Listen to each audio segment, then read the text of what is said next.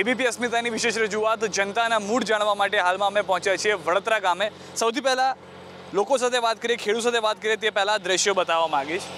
ખૂબ જ મોટા ખેતરની અંદર ખેતી કરવામાં આવી, જીરું પકાવવામાં આવ્યું, પરંતુ મોટાભાગનો પાક નિષ્ફળ રહ્યો। નિષ્ફળ પાકમાંથી શક્યતા હતી તે નફો પણ ન નીકળી શક્યો અને ત્યારબાદ જે સફળ પાક હતો તેને લઈને પણ હજી પણ માર્કેટમાં જઈને તકલીફ થઈ રહી છે। કેટલાક ખેડૂતો છે તેમની સાથે વાત કરીશ। આપનું નામ શું છે અને આપણે જ્યારે પાક લીધો હાલમાં શું તકલીફો આપને લાગી રહી છે? તમે જે ખેતી કરો છો એને લઈને શું તકલીફો છે? એટલે આવા બજાર માલ થાય ભાઈ, આમાં બજાર આવતી નથી। હા, તમે શું કહેશો? ખેડૂતોને શું તકલીફો છે? સાહેબ, ખેડૂતને તકલીફ બહુ જાજી છે। આ સરકાર કંઈમાં ધ્યાન દેતી નથી। આમાં શું છે, બધા મહેનત કરી કરીને માલ પેદા કરે તો વાહ ધૂળના ભાવે વેચાય। ખાલી ચૂંટણી રાણે વાતું છે, બાકી થતું કંઈ નથી। અને વીમાનો પ્રશ્ન છે, એ પ્રશ્ન હલ થઈ જાય તો ખેડૂતને ફાયદો થાય। પાણીને લઈને તકલીફો કેટલી? પાણીની જબર તકલીફ, બહુ જબરજસ્ત। ખેડૂતોને જમીનને લઈને, વીમાને લઈને, પાણીને લઈને શું શું તકલીફો છે? પાણી આ નથી મળતું બહુ જોઈએ એવું, એટલે પાક એટલે ઉત્પાદન ઓછો આવે છે ભાઈ। અને દવાઓ ખાતરું નાખીએ એમાં કંઈ મહેનત આવે, ભાવ આવતો નથી માલનો। માલ બનાવી તો ભાવ ના આવે, હા ધૂળને ભાવ જાય। ખેડૂત આમાં નભવું કેમ સાહેબ? અન્ય ખેડૂતો પણ છે, તેમની પાસે પણ છે। શું શું તકલીફો લાગી રહી છે? ખેતી કરતા હો છો પછી આગળ જઈને કઈ તકલીફોનો સામનો કરવો પડે છે? ખેતીમાં બધી તકલીફ જ છે। માલનો ભાવ આવતો નથી, ખાતર બિયારણ બહુ મોંઘા છે, વીમાનો પ્રશ્ન થતો નથી, પાણી મળતું નથી, જ્યારે અમારે જોતો હોય ત્યારે પાવર આવતો નથી, બધી તકલીફ જ છે।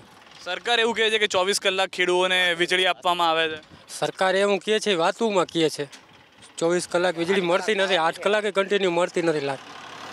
8 કલાક પાવર ક્યારે આવે? સવારે આવે, દિવસે આવે, રાત્રે આવે? એનો ટાઈમ હોય, રાત્રે આવે, રાત્રે આવે ને દિવસે આવે। જમીન રીસર્વેને લઈને કેટલી તકલીફો હતી? જમીન રીસર્વે અત્યારે આપણે આ ઊભા છે એ નંબર છે અમારું, બોલે છે બાજુમાં, એ આખી તકલીફ જ કહેવાય ને, તો અમારે તકલીફ થશે જ એને શું છે કરવાનું। 2019ની લોકસભાની ચૂંટણી આવે છે, આ બધા મુદ્દાઓ ધ્યાનમાં રાખીને મતદાન કરવા જશો?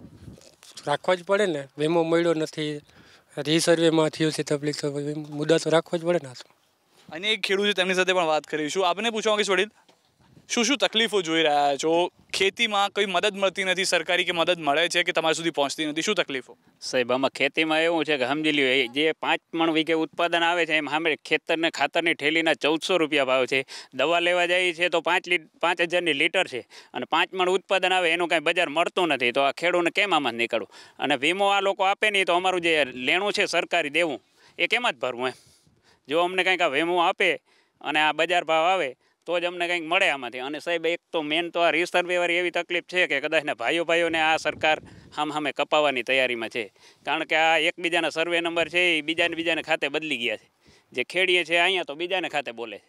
આ મોટામાં મોટી અમને આ તકલીફ છે સાહેબ। એક તો મેન રીસર્વે સરકાર કરે તો અમારા બધાને તકલીફ થોડીક ઓછી પડે। ખાતરમાં કાંઈક સબસિડી નાખે, ખાતરના 1400 રૂપિયાની ઠેલી વીઘે વાવીને 5 મણ ઉત્પાદન થાય તો 5000નું ઉત્પાદન થાય, એમાંથી લીટર દવા 5000ની છાંટીને 1400 રૂપિયાની ખાતરની ઠેલી, તો આમ અમારે વાંહે વધે શું? અને આજે 300 રૂપિયા મજૂરી માણસો આવતો હોય ને મજૂરી હોય તો ખેડૂતને વાંહે કંઈ વધતું નથી, બરાબર? અને ડીઝલના બધા હાઈસ ભાવ છે, જે આ કામ કરાવવું પડે ટ્રેક્ટરથી, એ બધા ખર્ચા કાઢી લ્યો તો વાંહે જીરો વધે છે ખેડૂતને વાંહે। 2019ની લોકસભાની ચૂંટણી આવશે, આપ પણ મતદાન કરવા જશો, આ બધા મુદ્દાઓને ધ્યાનમાં રાખશો? તમને લાગે છે કે કઈ ગવર્મેન્ટ વધુ મદદરૂપ છે, અથવા તો કયા પક્ષને મત આપવાથી તમને વધારે ફાયદો છે? સાહેબ, ખેડૂતને માટે અમને એવું લાગે છે કે આગલી સરકાર ખેડૂતને માટે થોડીક ફાયદાકારક હતી, કારણ કે ખાતર 450ની ઠેલી મળતું હતું, અહીંયા આજે 1400ની ઠેલી મળે છે। આ લોકો ભલે સબસિડી ખેંચી હોય કે ના ખેંચી, પણ ખેડૂતને 1400ની ઠેલી ખેતરમાં વાવવી કેમ? એટલે એ મુદ્દા થોડાક અમારે જોવા જ પડે। અને જો અમને તો એવું છે કે ખેડૂતને કાંઈક 5% ફાયદો થાય એવું મળે તો જ ફાયદાકારક એમ। એટલે ખેડૂતને માટે આ સરકાર થોડુંક ધ્યાન ઓછું દે છે, ખેડૂતને માટે ધ્યાન દે તો બહુ સારું કહેવાય। અન્ય એક વ્યક્તિ છે તેમની સાથે પણ વાત કરવાનો પ્રયાસ કરીએ। શું કહેતા હતા આપ જ્યારે વાત કરી રીસર્વેને લઈને, વીમાને લઈને? રીસર્વેનો સાહેબ જબર તકલીફ છે। અમે કાકો ભત્રીજો છે, આ જમીન એની છે, બોલે અમારે ખાતે, એનું વહી ગયું એ છે, જો મકાન છે નીમણું, એ પ્રશ્ન હલ જો થાય। રીસર્વેમાં આખા ગામમાં જગત તકલીફ જ છે, રસ્તા ક્યાંય છે નહીં। આગળ ઉના ખેતરમાં જવું હોય તો કઈ રીતે જવું, રસ્તો ના હોય? આ સરકાર આનું કંઈક કરે ને, આ ભાઈનો કપાવવાના ધંધા છે। આજે ખરે વોટિંગ તો બધા સરખો વિચારીને જ કરીએ। આગલી સરકાર અમને બહુ સારી હતી। તો જે રીતે ખેડૂતોને પણ મૂળ જાણવાનો પ્રયાસ કર્યો અને ખેડૂતો જે રીતે કહી પણ રહ્યા હતા કે રીસર્વેને લઈને તો સૌથી મોટી તકલીફ છે, પરંતુ પાક વીમો પણ એક મહત્વનો મુદ્દો છે અને સાથે જે ખાતર છે તે પણ તેમને મોંઘું પડી રહ્યું છે. તો જનતાના મૂળમાં વડોદરા ગામથી અત્યારે બસ આટલું જ. મહત્વની તમામ ખબરો માટે આપ જોતા રહો ABP અસ્મિતા, ગુજરાતની અસ્મિતા.